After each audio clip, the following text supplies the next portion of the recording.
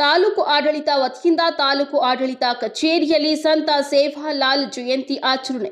ಘನ ಸರ್ಕಾರದ ಆದೇಶದಂತೆ ಇಂದು ತಿಪಟೂರಿನ ತಾಲೂಕು ಆಡಳಿತ ಕಚೇರಿಯಲ್ಲಿ ತಾಲೂಕು ಆಡಳಿತ ಮತ್ತು ತಾಲೂಕು ಸೇವಾಲಾಲ್ ಸಮಾಜದ ವತಿಯಿಂದ 286ನೇ ಸಂತ ಸೇವಾಲಾಲ್ ಮಹಾರಾಜರ ಜಯಂತಿ ಕಾರ್ಯಕ್ರಮವನ್ನು ಆಚರಿಸಲಾಯಿತು. ಈ ಸಂದರ್ಭದಲ್ಲಿ ಶಾಸಕರಾದ ಷಡಕ್ಷರಿ, ತಹಸೀಲ್ದಾರ್ ಪವನ್ ಕುಮಾರ್ ತಿಪಟೂರು, ತಾಲೂಕು ಲಂಬಾಣಿ ಸಮಾಜದ ಅಧ್ಯಕ್ಷರಾದ ಸಿದ್ದನಾಯಕ್, ಗ್ರೇಡ್ 2 ತಹಸೀಲ್ದಾರ್ ಜಗನ್ನಾಥ್, ಶಂಕರಪ್ಪ ಹಾಗೂ ಸಮಾಜದ ಬಾಂಧವರು ಮತ್ತು ಸಮಾಜ ಸೇವಕರು, ಕೆಲವು ಅಧಿಕಾರಿಗಳು ಈ ಸಂದರ್ಭದಲ್ಲಿ ಹಾಜರಿದ್ದರು.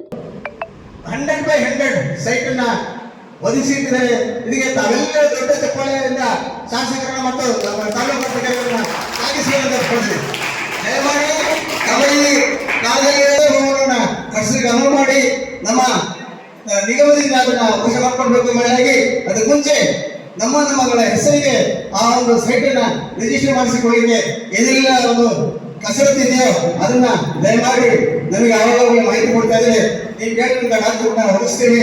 ಇಂಥ ಸಂದರ್ಭದಲ್ಲಿ ಮೇಲೆ ನಮ್ಮ ಹಿರಿಯರು ಜಾತಿಯನ್ನು ವಿಂಗಡಣೆ ಮಾಡ್ಕೊಂಡ್ರು.